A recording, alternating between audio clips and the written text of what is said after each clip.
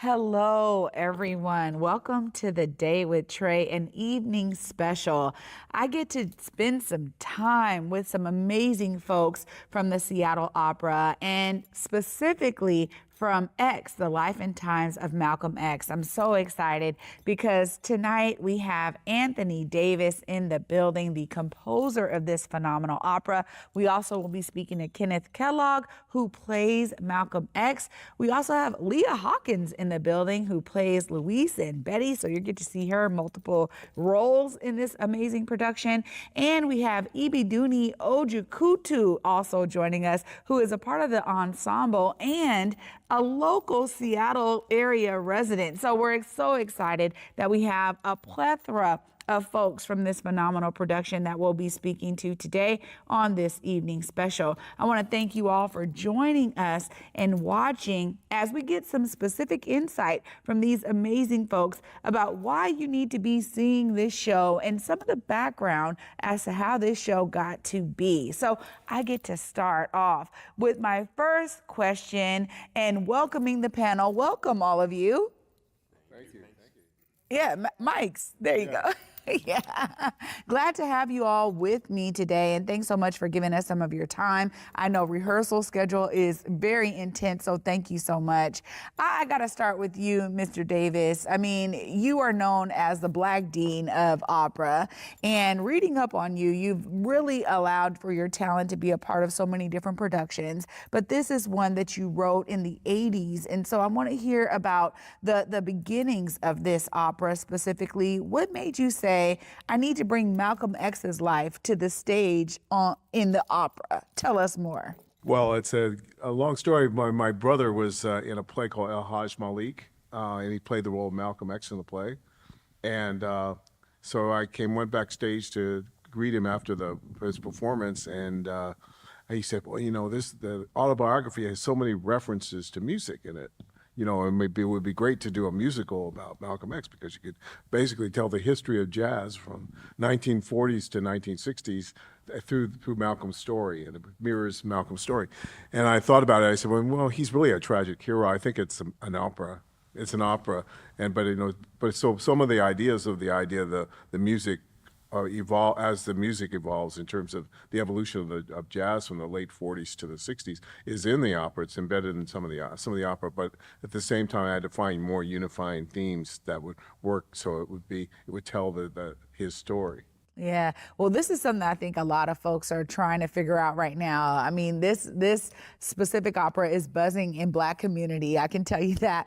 And lots of folks are like, what are we going to expect? And so that kind of brings me to you, Kenneth. I mean, when you think about playing this iconic role, I've been able to interview you before, but this is a role that is actually known by folks, right? Unlike some of the other roles you may have really portrayed. Tell us a bit about how you're taking on this icon of Malcolm X in this role. Yeah, it's different playing an imaginary character versus a character we all think we know. And it's that part that we think we know that really intrigues me about playing Malcolm X. We all know what the media has portrayed, what history has portrayed, but what I try to find in Malcolm X, or El Hajj Malik al-Shabazz, is the humanity that we don't really know. He went through a lot in life, and there was a lot that shaped Malcolm X, who he became. So the way I approached playing this icon was to not make him iconic, but make him human. And it became important to find those moments, those tender moments between Betty and Malcolm, which we don't really get to see portrayed in the media much. So I try to portray the man and not the icon. Yeah, that's actually really huge, and I'm sure there's some personal nodes that you get to bring in to it when you take it from that perspective. So thank you for sharing that. I'll come to you too, Leah, because when we think about, Betty, I mean, there hasn't been a ton of, speculation necessarily about her. I think a lot of folks have these ideas. We kind of heard and we've seen movies and we've read books, but tell us a bit about how you're taking on, this role from maybe addressing what some of the folks think they know, as kind of Kenneth said. How are you actually utilizing your skills to bring her to life? Well, when I did it in the fall in New York, I watched so many videos of her because I wanted to sort of get her essence. And then I remember I went to the administration at the Met and I said, I'd really like to meet one of her daughters. Like, I want to meet someone who was connected to her, because I think that's what will connect the dots for me. And so I got to meet her third daughter, Ilyasa Shabazz, who will be here, I think, shortly. And she was the one who gave me some insight into her mother, about how sensual she was, how feminine she was.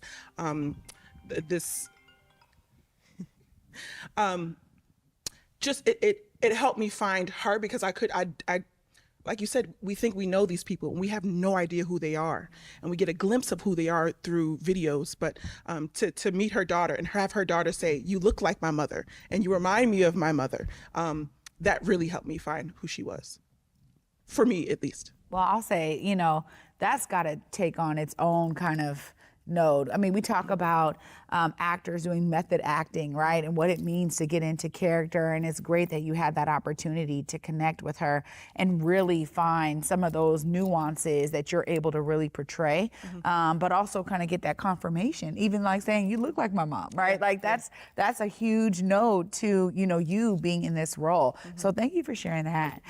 Ibi, I get to come to you because as someone who's, local here to the area and gets to be a part of this really iconic opera with this amazing cast, tell us about how, that is resonating with you as a part of the ensemble. It's really fantastic. It's a huge story that needs to be told. Malcolm has such a reach throughout the country. There are people here who I didn't realize how much Black history, I think, was in Seattle. There's so many Langston Hughes. There's so many people who know these figures. And being able to be part of it and tell people you need to come and see this is a huge thing, because there are so many parts of the story we don't know. He was a baby. He was a child, and you don't see that. And we only see the fiery Malcolm, And towards the end of his life, when he maybe settled a little bit and his philosophy started changing, and the way this opera tells that story is just amazing. It's just amazing. And it's a privilege to be part of it, honestly. Yeah, well, see, hearing it from y'all, there's even more of a reason to be here. But I want to go back a little bit to the beginning here, because this is not the first time that this is doing a run. So I want to talk about that very first run in the 80s. Tell us about how it was received back then. Give us a little glimpse into that time frame. Well, it premiered at New York City Opera in 1986. And I was actually sold out for every performance. It was a huge success. It was the I guess the most popular new opera ever done at New York City Opera in its history. And what was interesting is, they had buses coming from Harlem to Lincoln Center. And so I remember opening night was 50% African American house in Lincoln Center, which is unprecedented.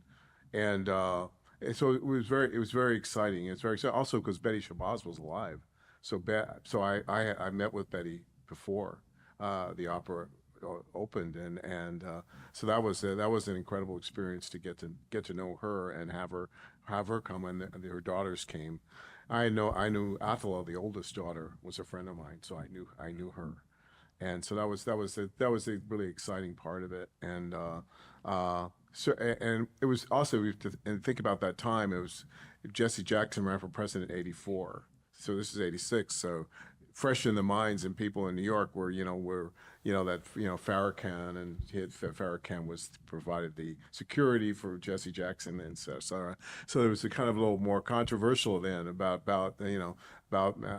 and sort of the confusion of equating Farrakhan with Malcolm X. So that was really interesting, and I learned a lot from Atala and the members of the family about that. So it was very exciting time. Wow, I mean, those are some amazing numbers. I mean, you're talking about 50% African-American folks in the audience. That speaks huge volumes. I know Seattle Opera is doing a lot of work to make sure that this is promoted widely so folks in the community know to be here.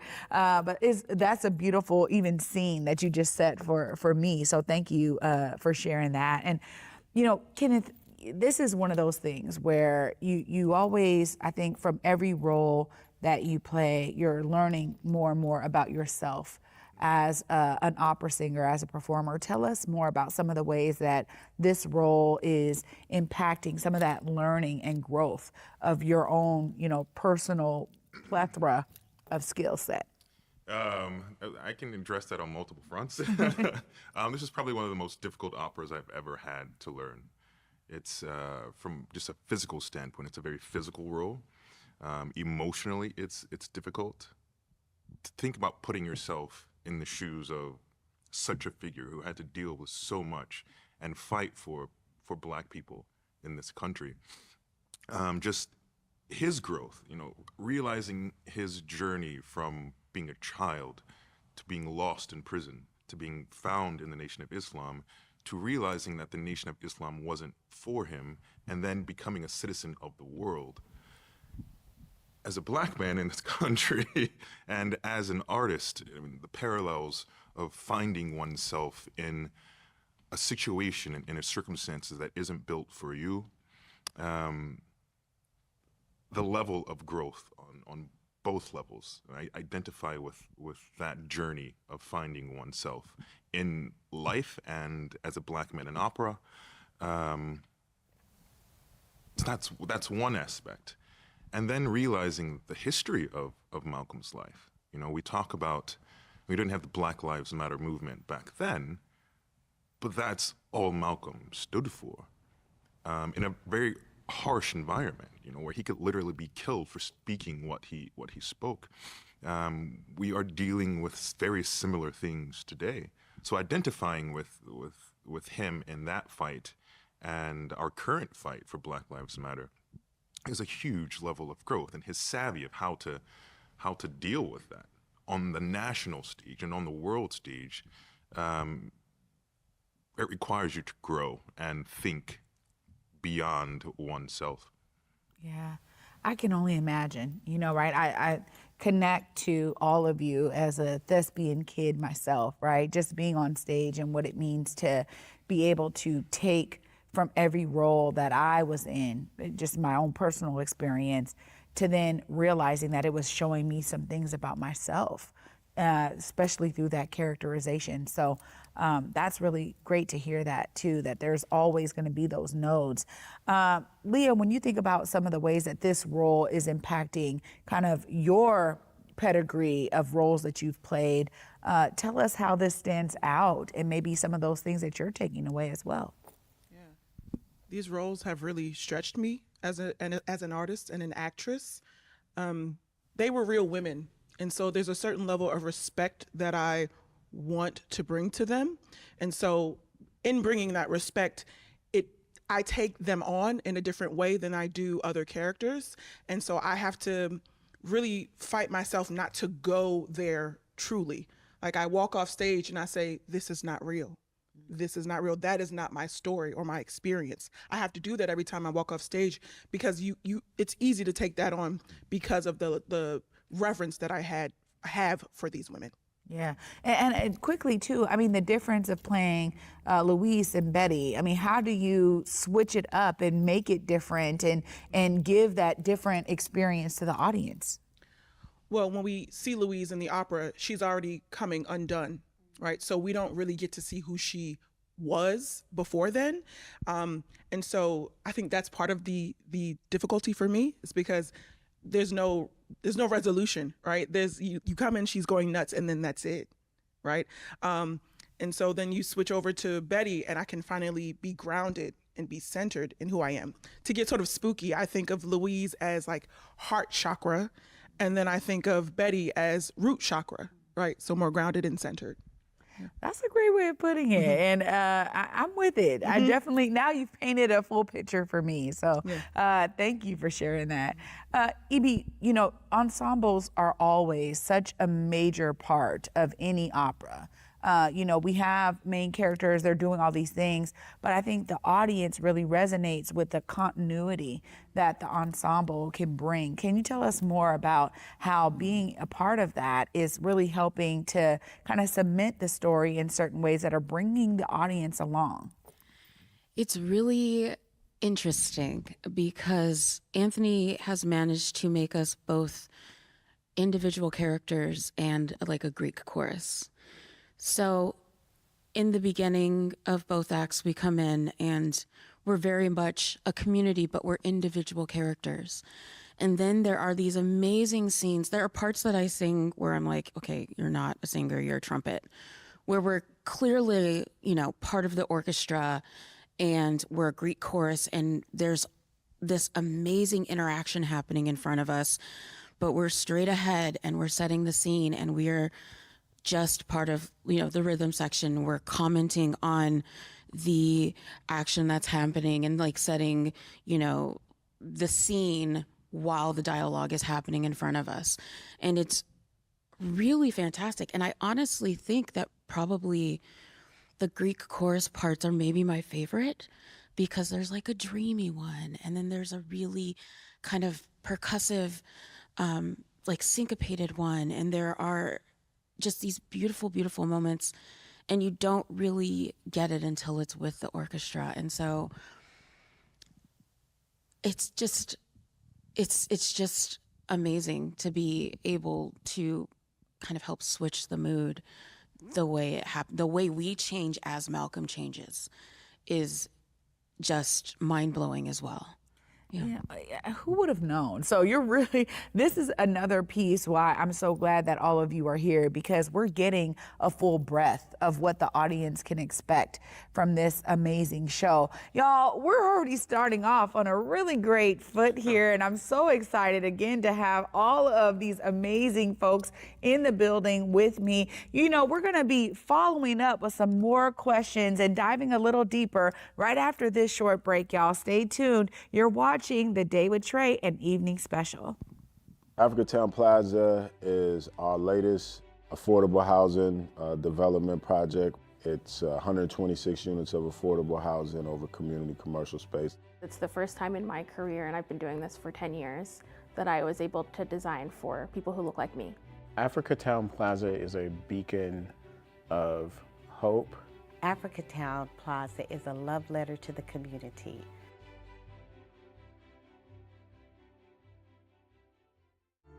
My hair is definitely unique in the rodeo industry, and not a lot of girls wear their natural hairstyle. And since I do, it makes it a lot harder to find equipment that fits my head the right way.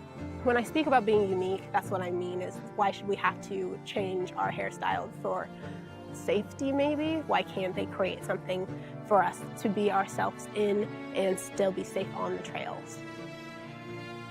You don't have to change the way you look because you're beautiful the way you are. Here on Back to Besa, it's always been important to me that we uplift stories from across the region, and that no matter where you live in the nation, you never have to miss a moment of the show as we continue to highlight the beauty, excellence, and resilience of our communities across the Pacific Northwest. Why? Because representation matters. So no matter where you live, be it the Central District or Centralia, Portland or Pullman, or anywhere across the country, I encourage you to join me on this Back to Besa journey by downloading the free Fox Local app on your phone or smart TV as we continue to elevate the very best in our communities. Empowering the community one connection at a time. ConnectWA is your partner in finding the support you need. Download the app today and experience the difference that a connected community can make. Learn more at eec-wa.org/connectwa-app. Welcome back, everyone, to The Day with Trae, an evening special with the Seattle Opera and X, The Life and Times of Malcolm X. I get to dive right back into this amazing discussion with these phenomenal folks here. I really want to kind of go to something that for me is an inspiration, and it is the Blackness of it all, right? I want to talk about that a bit here because that is something that I think a lot of folks in community are already talking about. People are getting their outfits together. Y'all know this is like, it's an homage to, how our elders and folks in our community used to dress up to go for that night out. That's what people are looking forward to. And so I want to talk to you all about how excited you are to be bringing something to community that allows for that to happen. I'm sure that was a part of the original when this first came out in New York. People showed up and showed out, but but tell us about how, you now know a piece of your work is continuing that and giving folks a reason to come to the opera. Tell us more. No, that's very exciting. I mean, at the Met, I was very excited. Like we had with the Afrofuturist approach that Robert O'Hara had to the production. I have to say that we had this incredible costume, but at the same time, the costumes, what people wore to the opening, oh my God!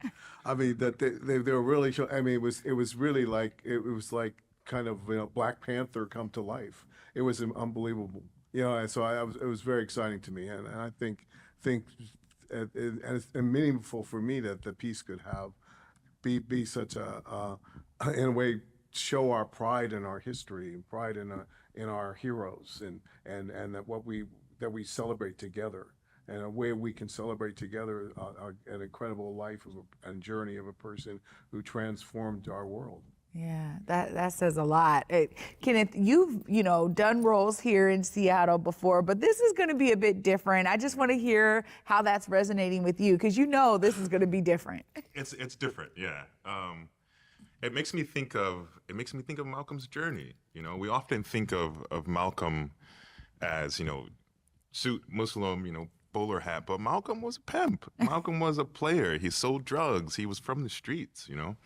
And there's an amazing scene where he puts on this zoot suit, and when I put it on, it's like a certain swag. You just have to walk. You have to walk a certain way in that suit, and it's amazing. It's amazing to see.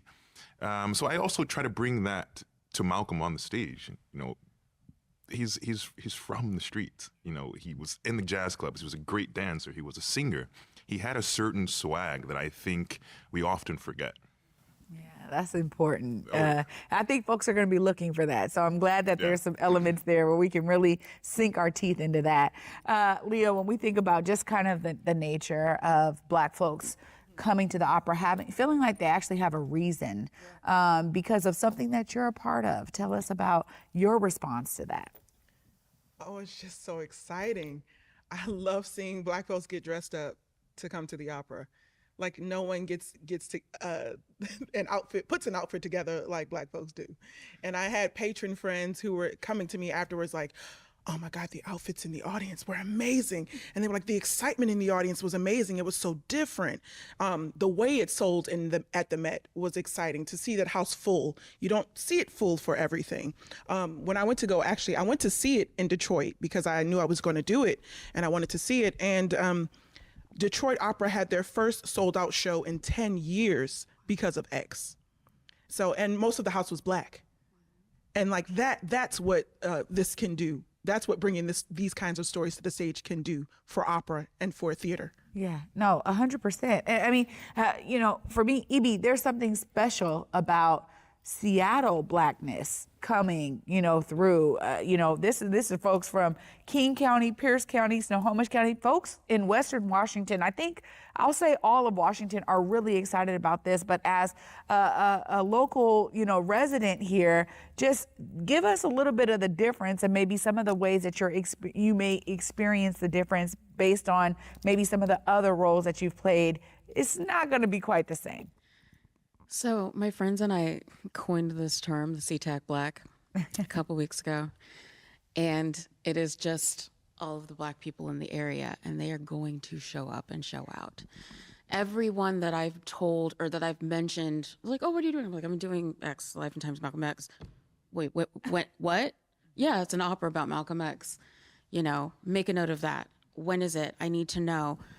I can't wait to come and see it. We are a community that is driven by art. Everything, our stories are told through art. And the opportunity to see one of our stories, and it's not just pure tragedy and trauma, on a big stage. They say the Seattle Opera. Not I'm going to the opera, it's gonna be at the Seattle Opera, is a huge deal. We want to go and see things. We bring our children to these things. So there are gonna be kids in the audience that are gonna look up and see Kenneth or see Leah like I did, you know, when my mom took me to see Leontine and think, oh, I could do that one day, or oh, I want to learn more about this person. And so it's a form of church, I think. People go to see other Black people because we're kind of far. We're not like we are in Detroit here, but you go and you see other people. It's an excuse to dress up. It's an excuse to bring your children. You talk about what you saw on the way home. It's a really, really big deal. And there are going to be people who come multiple times because Seattle Opera is being kind of the only, you know, house in the area that is capable of doing something like this. You have a fear that it's going to be, you know, few and far between. So you want to be there in the room for that moment in history. And it's going to be historic. I'm blown away every day, you know? And so as a local, I cannot wait for the pictures to show up on social media. And I was there. Absolutely. We all really get to participate in this journey.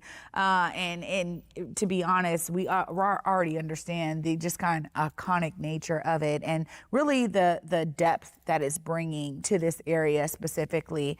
I want to ask you, Mr. Davis, how this show is different than maybe some of the other works you've done throughout your career. Give us some of those differences and what makes this one maybe a little bit special. I don't want to put that in your mouth, but maybe a little special. No, it is special. This was my first opera, which is interesting because this is the first opera I ever composed. So it was like learning on the job when I was writing it. Wow. And it was very exciting. It was very exciting to me. It was discovery. You know, I was discovering what the possibilities of the art form, and also, you know, with such the responsibility also of telling the story, telling Malcolm's story, and it was thrilling for me because also I felt an incredible energy when I was creating it because of just thinking about Malcolm and thinking about how we could bring this to the stage, and it was also about how we could bring different music to opera, you know, like bring the music that Malcolm loved. You know, he loved jazz, loved the music, and musicians loved him. You know, I knew so many musicians who knew him.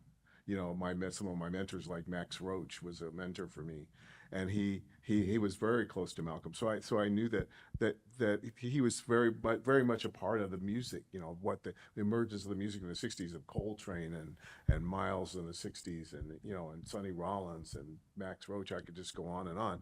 But that was a musical inspiration for me too. That arrival, that was what inspired me to become a musician. Wow. So much depth there too, because when you think about having close proximity to folks who knew Malcolm while you're working on a show like this, says a lot about the things that you were able to kind of derivatives that you were able to create and like bring into the work itself. So it's great to hear that. And it makes me really want to talk about the music here with all of you. You know, we know y'all do this, right? Opera is no joke. You have to train very hard in order for you to get to these main stages. You're already put so much work in. Tell us a bit about the difference of the music that is in this show versus maybe other things you've experienced throughout your career. Go ahead, Kenneth. Oh, that is a hard question.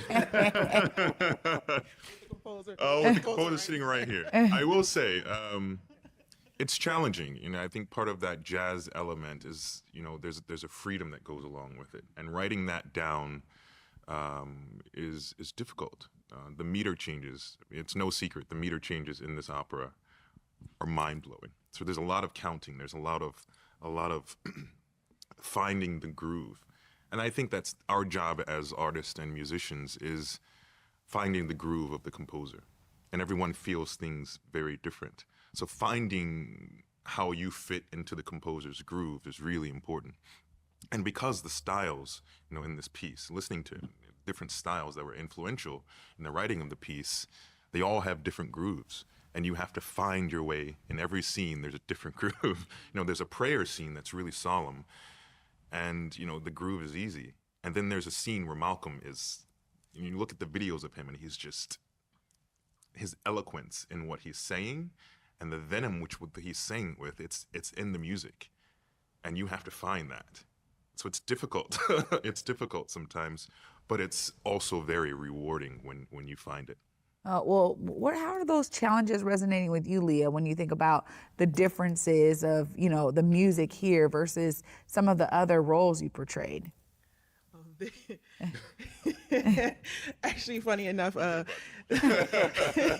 of my good friends, a soprano, Whitney Morrison, and I were in New York, and she went up to Anthony and was like, "Listen, Anthony, we love you. We love this music. Why you do us like that?" It's just the most rhythmically challenging piece I've ever done. And so in the beginning, I was counting with my entire body. I was using my entire body to tell this story. And so I think that's why I was so exhausted doing it in the beginning, because it takes all of your focus, but it makes sense for these kinds of characters that it would take everything that you have in order to do them. So it's a challenge, but it's one that I accept wholeheartedly. Thank you. Absolutely. She rises to it, too. There we go. Rises to the occasion. Amazing. For you, Ibi, clearly, you talked about the differences of the ensemble and the ways that y'all have to switch your style up. When you think about some of the ways that, this stands outside of, or maybe, above maybe even some of the other roles that you've played, how has that resonated with you in your career? It's wildly different. Like they said, it is no secret that Maestro Davis's music is incredibly difficult to learn.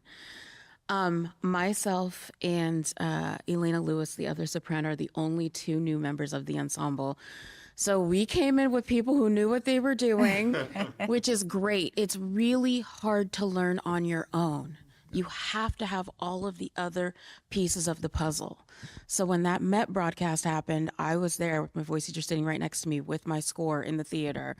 Oh, that's the way it happens. It's not something that I could, get a study recording made or watch, it's not 100 or 200 years old. I can't just find a couple of recordings and hear how it fits in the structure, but it is so incredibly, I'm not gonna lie, there are moments where I'm on stage and I'm looking serene and I'm literally like squeezing my prop or whatever because I'm counting.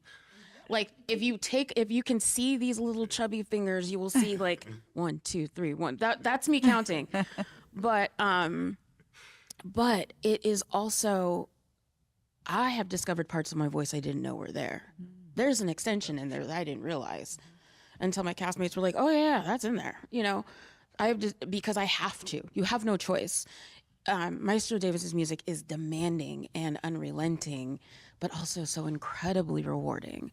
So it is hands down. I've sung Central Park 5, which is difficult in other ways, but the music is incredibly demanding, but it also teaches you that if you can learn this, I don't mean survive it, because you live it, you can learn anything. It's kind of the pinnacle of, oh yeah, I can learn. I'm not worried about that because I made it through this, Yeah. Yeah. It sets a different standard. That's what I'm hearing you all share, really. It sets a different standard. And it's interesting because when you talk about it being your first opera and learning on the job, clearly you were like, look, I'm outside the box. I don't have to fit within the boxes of like what, other composers have done, which sounds like what all of you are experiencing. We talked about how, it started in '86, right? And at the New York Met. I want to hear from you all, like, why now? Why is it coming back around? The interest now, this is being, shown in different cities across the country. Tell us a bit about why this is significant maybe now and what brought it back. Folks want to know. Well, I think we've had a kind of a reawakening to, what was, and a lot of the arts institution had to confront the fact that how systematic racism works in our country and works in the arts. And I think with what happened with George Floyd, really started to make to create an action in which these companies and arts institutions had to really wrestle with the fact of dealing with what the potential and what Black art can be. Yeah. And then I think, when they did Terrence's opera at the Met, and then mine, I think it's opened the doors for that, and to see the success that those operas have had, that we were able to bring in a new audience, a younger audience too. I mean, I remember the Met told me that at X that the 60% of the house at the Met was under 40. Wow. Which was really unprecedented for the Met, and so but to think that what this is an opportunity to make opera more accessible and more and realize that we all can participate in this great art form, and that it can also serve all the whole community, not just one segment of the community. And I think that's really important for the future of the arts in America, future of the art form, future of opera. That works can be created that will bring in audience, that will bring in new people that will to appreciate this wonderful art form. Well, absolutely, right? And for me, that's the exciting part, because when I started coming to the opera, the folks here can tell you, I was like, okay, first thing I saw was blue. And so then I was like, well, can we do more of it? Like, where am I going to see more Black folks, or more Black stories being told in this art form? And so that brings me to kind of my question to you all in terms of, the push that you all get to make as, opera singers and performers in this art form to really push the needle and to get, more institutions to understand the need for, different stories to be showcased through this art form. Tell us about maybe some of the ways that you can do that as on the performer side. Take that one first.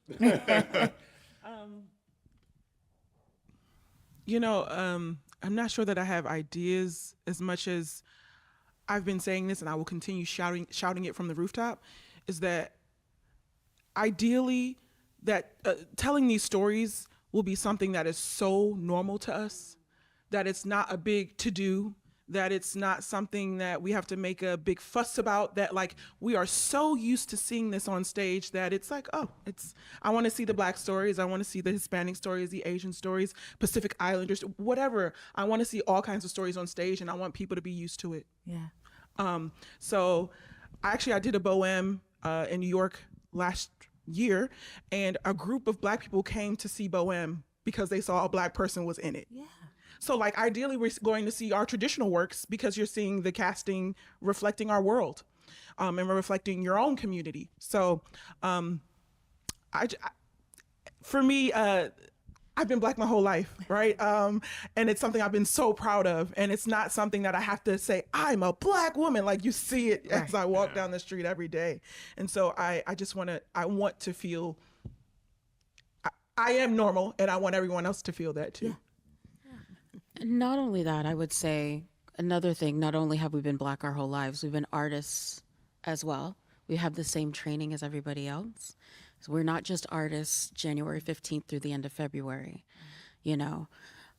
It's not just performers. There are so many composers, so many young administrators that are coming up. And I see, you know, I work too, but I see, you know, like Leah and Kenneth and artists of a much higher caliber than me working to elevate those people, you know, and elevate their works so that their works become part of just the regular, normal things that are being performed.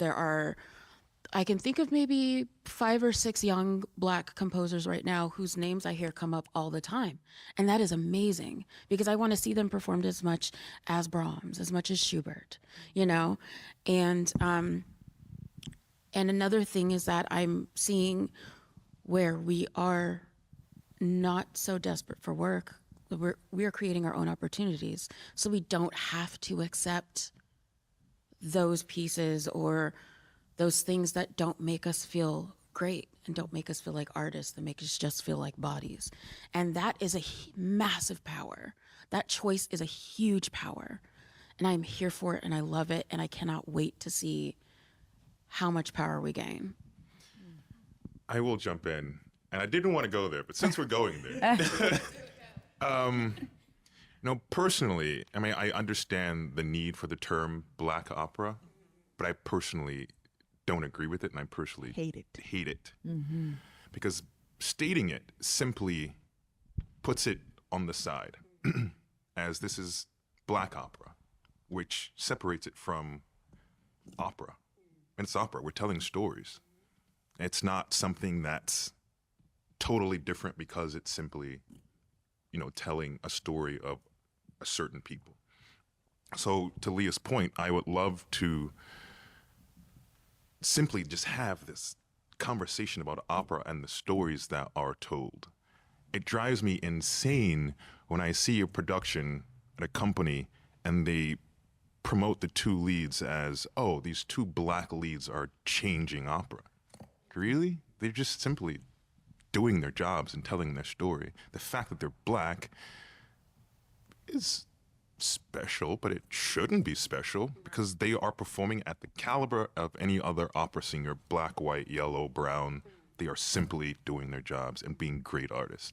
The fact that they're black doesn't really matter. And to the effect of it just being people telling stories, every opera talks about, and we talked about this before, every opera talks about the human condition.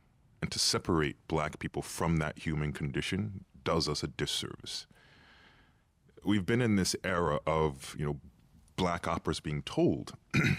And I warned the general directors, like, we're creating a situation where only black singers are going to be able to do these roles. So you shut the door and you pigeonhole us further. And now, no less than 5 months after I had that conversation with her, I had to choose between two roles at two A-level houses. The roles I had to choose between was a servant of a president in the South, a slave, and literally the title role was a shackled man in another opera. And for me, it killed my soul because I have to work, but I saw the detriment of doing these stories about black trauma and these stories about black opera. I saw what it was going to do. I see the future of what it's going to do for black singers, and it does not look good. This is so powerful, y'all. I mean, honestly, because without your insight and your perspective, there'd be so much more speculation about it, right? And then the idea of that kind of pigeonholing is a whole nother topic to dive more into. So I really appreciate y'all for really coming through from a personal perspective about how you really see this.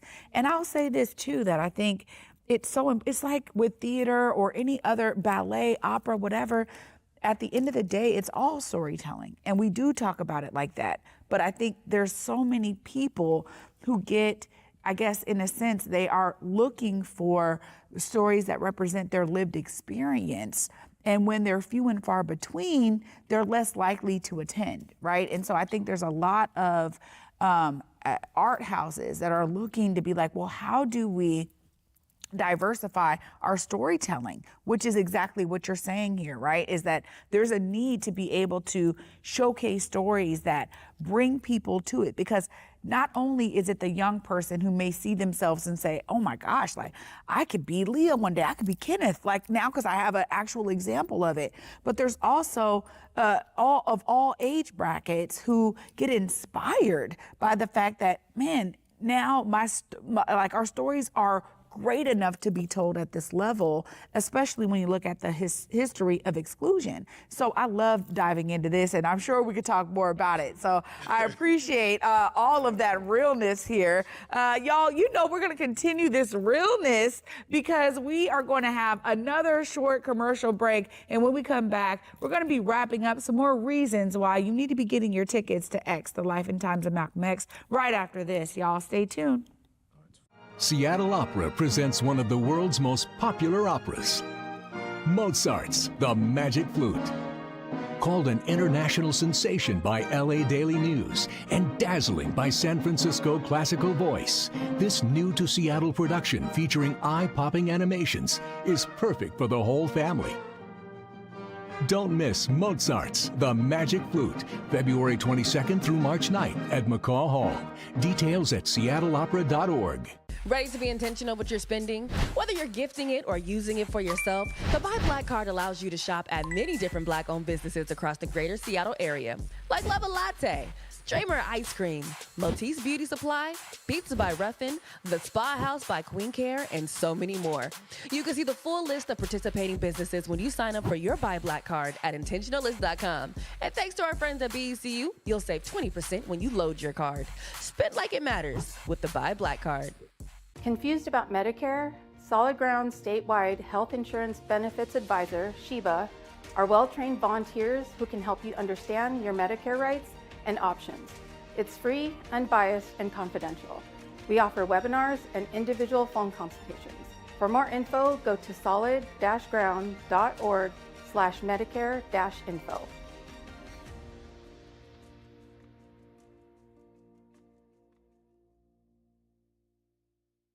Truth Talks is the hottest streaming show on TV. Catch all the truths about pop culture to politics and today's biggest stars. Why tiptoe through life? Monday through Friday, live at 8 p.m. Eastern, 5 p.m. Pacific, and again at 11 p.m. Eastern, 8 p.m. Pacific on Fox Soul.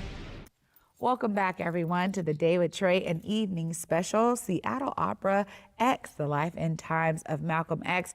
Y'all, we have been having such a great discussion here, and we are diving into some really deep topics around not only the art form of opera, but what it means to be bringing different stories to the opera. And so I think about the future, and I just want to ask you all about kind of the future of opera from your perspective. You know, when we have more and more composers who are reflecting the different, you know, ethnic backgrounds and races that our country has and that the world has. Inevitably, more of these kinds of stories will be told. Tell us about some of the things that you're looking forward to when it comes to kind of the future of opera. I'll start with you, Mr. Davis. Well, I'm very excited in telling different kinds of storytelling. I mean, I've written an opera, Amistad, which is about the slave rebellion, and that was exciting to me because of this when the Amistad rebellion and the origins of what our culture is coming out of slavery, so that's always very fascinating to me.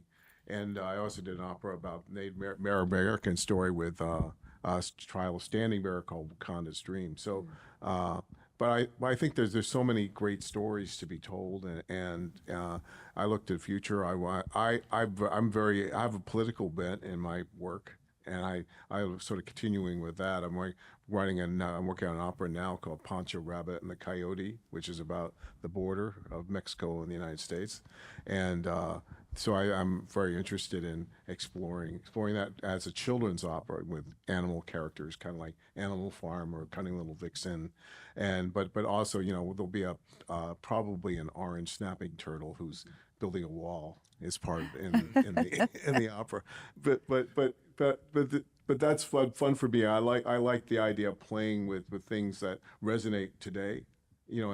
And I don't worry that much about tomorrow. I think that those. I mean, I think in a way it's similar to what Verdi thinking about the Risorgimento or something in Italy. In the 1860s. So I think that we have to be of our time and speak to our time in order to speak to the future. Yeah. And that's sort of my position on it.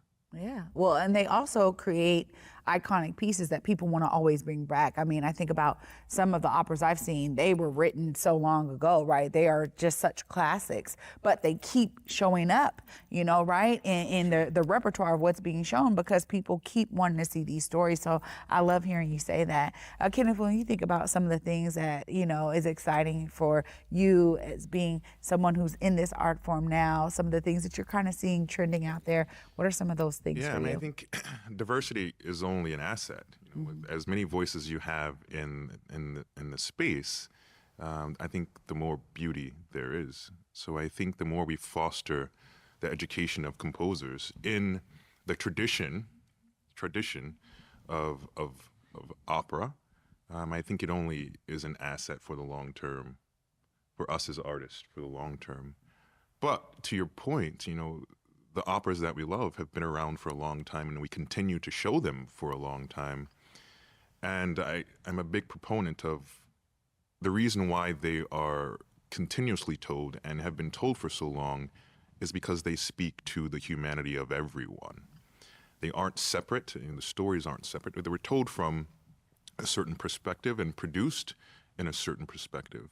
But I think we now recognize that producers can shape a piece in a very specific perspective that can speak to a variety of audiences. You can do Bohème. Could you imagine if you did Bohème simply in what you're dressed? It totally changed the aesthetic and understanding of who those people are and the humanity of those people. Simply the aesthetic of a piece and the approach of a director who has a very specific idea about who these people are. If you have a director, you know, Denzel, he gives that perfect example of Martin Scorsese and who is it? Schindler's List and Goodfellas were the movies, and he talks about the cultural aspects of the directors and how, based on how they see things, it informs how an audience sees that particular piece. So I think the more we diversify who has the power to tell stories, we do ourselves a great service. Yeah, absolutely. Leah. I have nothing to add to that. you concur. Right on. Evie. I look forward to seeing what these young composers come up with. While you guys are having your serious discussions at the front, the ensemble has had some fun discussions. Like, we would love a living single opera, some joy. Give me a comedy. We're real funny. Wakanda the opera. That would be gorgeous. But Kenneth is right. Just changing the perspective of the director is enough to update the story and make it resonate with more people. These operas that are, you know, common in the canon, it's because, not just because the music is beautiful, but because people are like, oh, I love that part when X, Y, and Z happens. It makes them feel something. And there's so much out there now that people are saying and people are learning how to say. And I just look forward to seeing these stories get written and how they resonate with people, and to see operas for kids. And I remember my first opera, my godmother bought me Where the Wild Things Are to watch on video, and it was wild. It was amazing. But seeing stories told by people my age or younger and having it actually like reflect what we've lived, I think is going to be amazing, because I think there's going to be a whole lot of joy coming. We are trying to work past trauma. We're not just a trauma-ridden people. We have gone far past that. We always have. That's why we're still here. And I cannot wait to see what happens next. Yeah. Lots of good notes here. And lastly, I got to give all of y'all time in the true Day with Trae fashion. We love to make sure the audience hears from all of you why they need to be here at X, Life and Times of Malcolm X. I'm going to go right down the line, but give us those few things that people, maybe they won't expect, maybe they do, but this is the reason that they need to be here. Mr. Davis. Well, because one of the things is to have an emotional experience, that music is emotional, it plays to emotions, and to feel what Malcolm felt, to feel what was happening at the time, to feel the forces that were at play during his life. I mean, I think it's something that that will create, is an emotional experience. That's a very personal experience, and I hope they have a chance to have that. Yeah, absolutely. I'll go back to the opera. And the first thing Malcolm says in the opera is, "I will not tell you what I know." He's not here to tell us what he knows, but this opera speaks to his truth. And, you know, we think we know him, but I think this opera gives us more insight to Malcolm X, the icon, and El-Hajj Malik El-Shabazz, the man. Thank you. Yeah. Come to see a celebration of Blackness. Come to hear a Black man's music over top of Black women's words. Come to hear Black voices. Come to see costumes designed by a Black woman. Come to see a show directed by a Black man. Come to celebrate in all of the beautiful Blackness. Yeah, 100%. I don't know when you are going to get a chance to hear the caliber of singing that is happening in that room. There's not a weak person in the cast or in the orchestra. It is, people are singing down, and the show is stunning. So everybody needs to come to see it so that you can say that you saw it and then come again, because you'll catch something new every time. Yeah, I'm already trying to mark my calendar for when I'm coming back. So I just want to thank all of y'all for giving me some time and really giving the audience some personal perspective on not only the characters you're playing and portraying, but the reason why folks need to be attending the opera. That's really what this is about. So thank you so much, all of you, for spending some time with me today to shine a light on why folks need to be there at X, The Life and Times of X. Appreciate all of you. Thank you for having us. Yeah, thank you.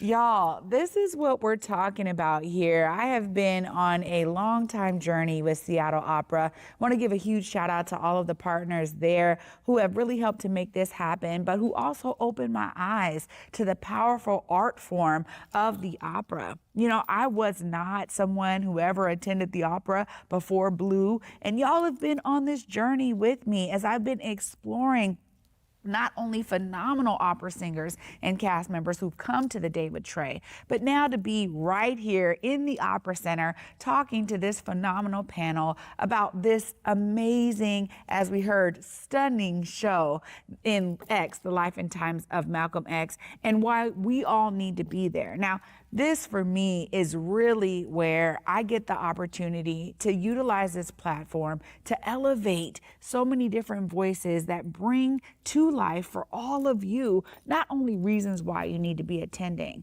but why you need to understand the stories that are told in opera are stories we can all connect with, whether it's X, The Life and Times of X, or another story. Ultimately, you know, we have some phenomenal folks who are making these productions happen right here in the Pacific Northwest for your enjoyment. So I hope that you enjoyed the Day with Trae this evening special tonight, because I surely did.